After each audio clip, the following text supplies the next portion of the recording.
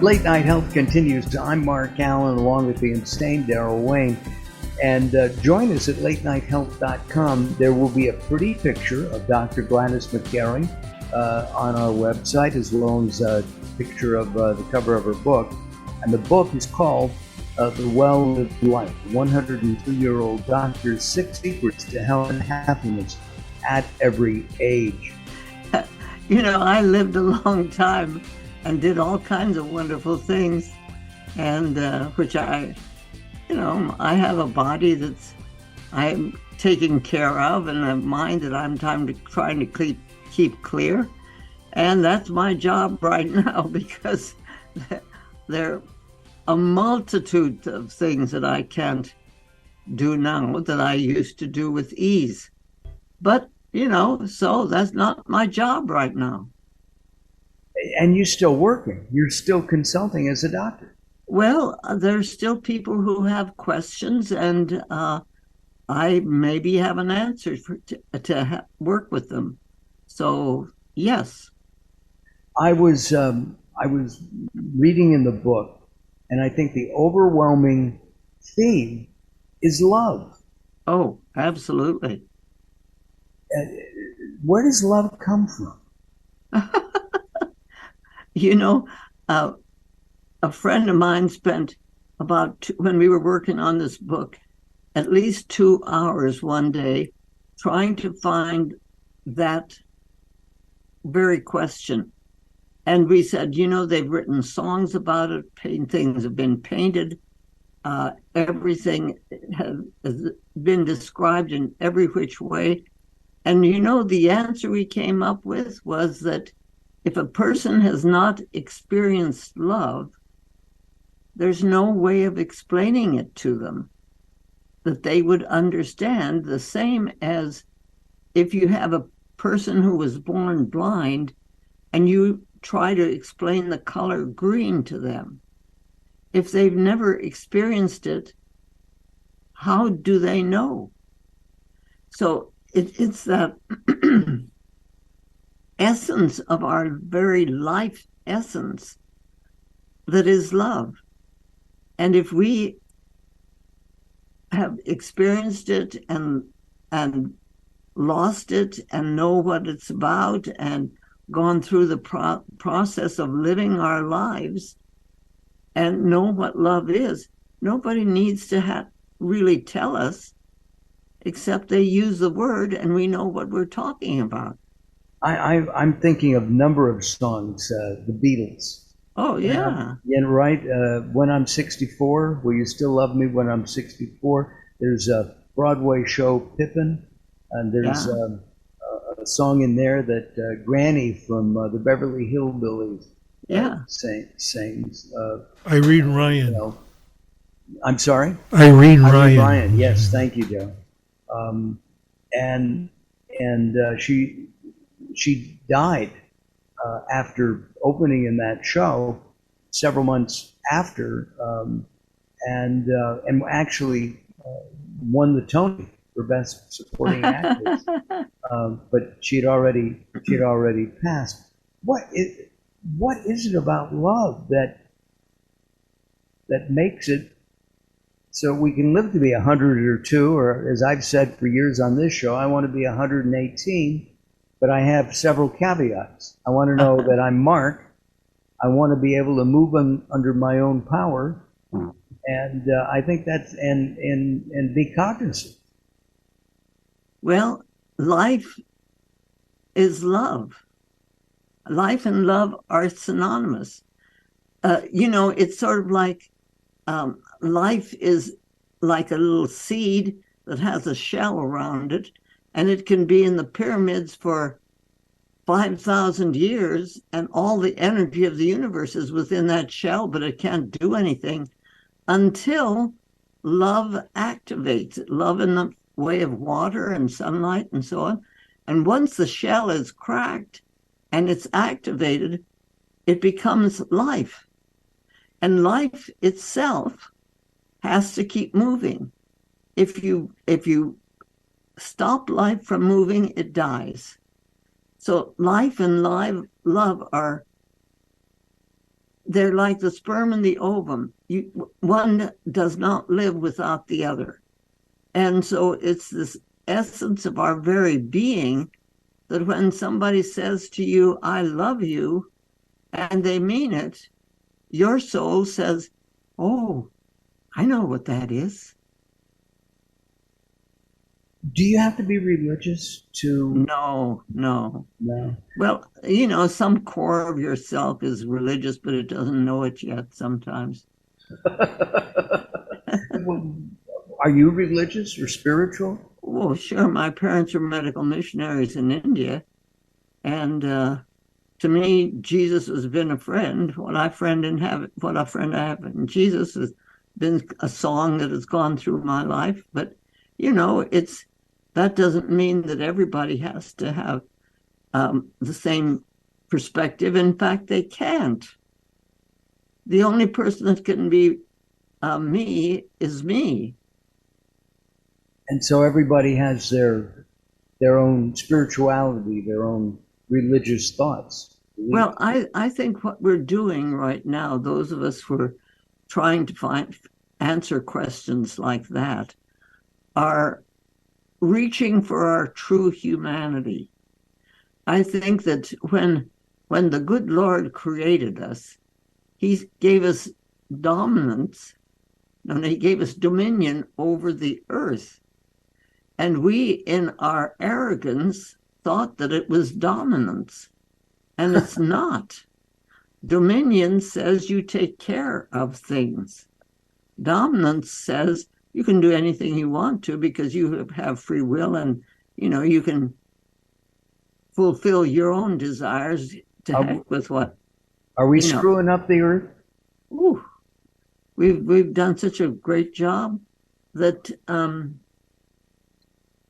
it's hard for people to even begin to understand that. I want to backtrack just a little bit. You went to medical school during World War II, and I guess you had an epiphany because we were in a war, and the idea was to go in and cut out or destroy the enemy. Yeah. And you use that analogy in the book, and that's how you develop your holistic approach. Right, because what I was taught was that disease was our enemy and pain was our enemy. And so our job was to help people so they didn't have diseases and they didn't have pain. In the meantime, what we did, and when I was in medical school and I learned and did it very well, was we were taught, and what was being practiced at that time was what was called twilight sleep, when a woman was in having a baby. So we anesthetized the woman so she could not use any of her power. And then we as physicians used forceps to deliver the baby. And unfortunately, we're still using that same language when we talk about birthing a baby. We still talk about, it's still hard for me to not say when I delivered this patient, I didn't deliver that patient. Maybe if I was using forceps, I did. But women birth babies. We have so taken away the power of our very essence that we have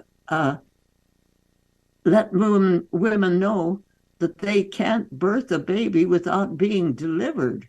We deliver pizza, we deliver speeches, we don't deliver babies.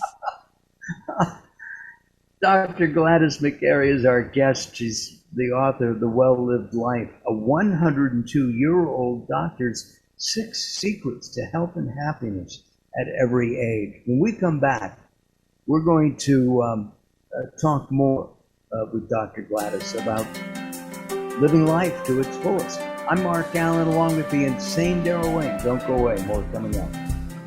Late Night Health is proud of our partnership with the EBC. the Evolutionary Business Council. Check them out at ebcouncil.com. You're listening to Late Night Health with Mark Alyn. The show continues in a moment. Recently, I met Jacqueline from Bright here in Los Angeles. She gave me a hearing exam and then showed me how to hear again with the new Signia Pure Series hearing aids, and she can give you your life back too. I hear birds chirping, birds cooing, and even my wife. They easily connect to my smartphone. The Signia hearing aids are amazing, and with the charge and go, I don't have to fiddle with batteries and hear all day long. Not hearing is frustrating for you and your family. I know you don't have a problem, but trust me, call Bright Here now for a free hearing exam, a $125 value, yours free, just for making an appointment now. There are offices throughout the Los Angeles area. Call Bright Here now at 323-424-7100. That's 323-424-7100 for a free hearing exam. There's no obligation. Call now, 323-424-7100, or visit them on the web at brighthere.com. If you're listening to Late Night Health right now, you're part of the growing target of baby boomers we're serving. Hi, I'm Daryl Wayne, producer of Late Night Health, inviting you to join the Late Night Health family. If you have any business targeting the growing boomer market, Late Night Health is the ideal advertising vehicle for you. From vitamins to insurance, alternative health to Western-style medicine, Late Night Health caters to the growing population of those over 40 years old. This vibrant demographic has expendable income to fight aging, purchase travel, take care of aging parents, or just have fun.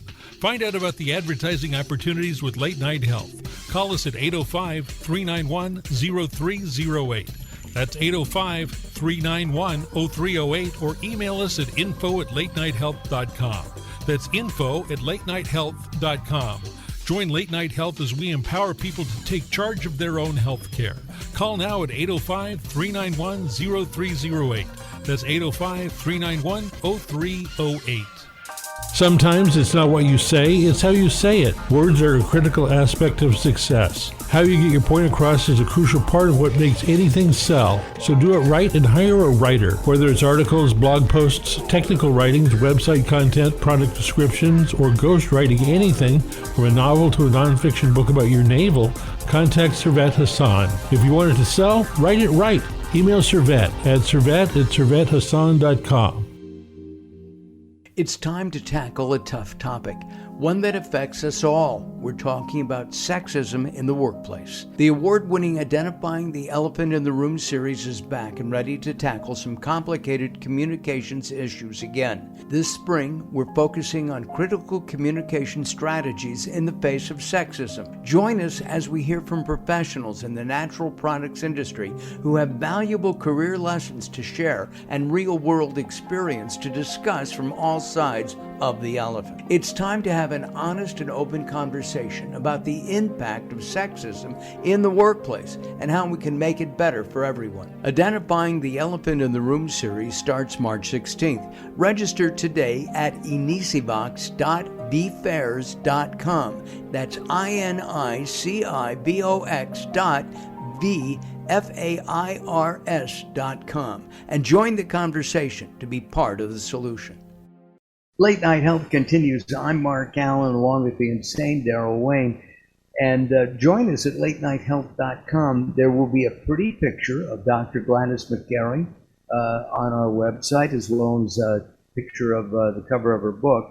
And the book is called The Well-Lived Life, 102-Year-Old Doctor's 6 Secrets to Health and Happiness at Every Age. Can I ask you a couple of personal questions? Sure. There are people who live to be, 115, 120. They smoke 3 or 4 packs of cigarettes a day. They drink a half a bottle of whiskey, and they're still kicking. Do you do anything like that? Do you have an occasional smoke or have a vodka every night? No, I don't like them, so I don't do them. I feel that we each one of us have a purpose. We're here for a reason this time on the earth. And for some reason I'm still here and I've still got work to do, so I'm going to keep on doing it. It has nothing to do with specific things that I can do, which other people may not be able to do. And if I said that that's what was keeping me alive, I would be kidding myself. Would you say that it's more important to have a very positive love attitude, or somebody who has no love but works out every day, doesn't eat red meat, follows all the rules? For me, it's essential, but I can't say that it's essential for another person, but I think it is. See, I think that one of the reasons we're having this terrible shooting, young men shooting each other and that kind of thing, is because they watch TV and they have a hero and the hero dies, but the next day the hero is alive, but the next day he dies, but the next day he is alive. I mean, if they have not experienced the pain and suffering that goes with death of someone or something that you love, how do they know about death? So they may be just moving through life thinking, well, they'll be back. And then they shoot somebody and then they shoot themselves. And they don't know. Again, it's like we talked about what experiencing love is. But if you have experienced it, maybe a dog. So here's my theory. I think that instead of putting guns in a teacher's hand, we put guardian dogs in classrooms. If we had a dog in a classroom that was, first of all, you start a whole new profession. You have to have hypoallergenic dogs. You have to have dogs that are trained. You have to have a trainer to train it. You have to have the teachers trained. You have to have the parents. It starts a whole new profession. And I think that possibly we could answer this question. I've been saying this, and I think there's somebody out there who really knows how we could put dogs in the classroom. And if that person's out there listening, I'd love to have that happen, at least someplace in this universe. I think that's a great idea. The shootings that are going on, it seems that it's almost weekly we hear about a tragedy. It's painful.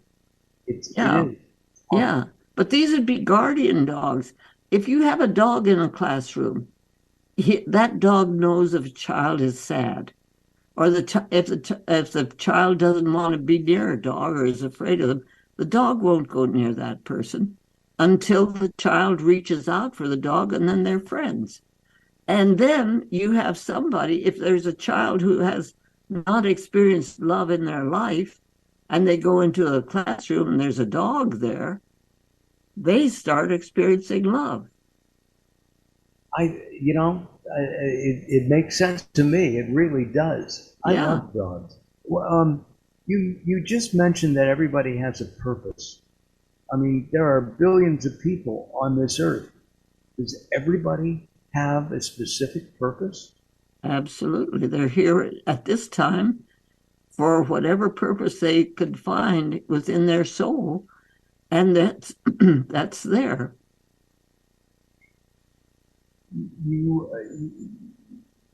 You've been involved and created a number of holistic or integrative health programs. Your training is as a medical doctor, an MD. But you have a more integrative approach, so that you might use, you mentioned in the book bringing acupuncture to a hospital. Today, everybody knows acupuncture. Yeah. You want to know that story? Sure. My husband and I were setting out a newsletter that was called Pathways to Health. This was in 50s. And one day we got a letter from a mailman in Maine who said that he had gotten our pathways to health, and it really helped him because he had a sore throat, and we were talking about using a castor oil pack on the throat to help a sore throat. But the problem was that for 3 months, he'd had a bad ankle and couldn't walk, so he hadn't been able to use his route, so he hadn't lost his. But when he put the castor oil pack on his neck, his ankle cleared up. And we looked at each other and we said, how does that happen? You know, we were allopathic physicians, and it made no sense. So the next newsletter that went out, we wrote that up, and a physician from Italy answered and said, if you guys knew anything about acupuncture, you would know that the meridian starts up by the eye and comes all the way down to the toe. And in the process of releasing the plug at the neck, it released the one at the ankle. And we said, now what's this stuff called acupuncture? So we began writing to people. Felix Mann had written 5 books on acupuncture in England, and people were writing about it in Germany, and so we had the first acupuncture symposium in Stanford in 1973. Nixon had just gone to China and seen an appendectomy done by acupuncture, and his physician, Paul Dudley White, came to the symposium and presented what they knew. And we had 300 physicians who came to that symposium, and it got started. Then they began, then we had people who were beginning to learn about acupuncture, and we taught, it was like a wave of information. I'm going to personally thank you, because I've had several acupuncture treatments over the years, and it works. Yeah. It's very effective. We only have a moment or so left. Quick, my last thought. Are you happy? Oh, I'm delighted. First of all, I'm happy to see you. Oh, well, thank you. That's You're welcome. Nice. Will you come back sometime? I'd love to. Yes. I would love to talk more about this. This is the book is terrific. The book is called The Well-Lived Life by Gladys McGarey, mother of holistic medicine. And she's 102 years old and going strong.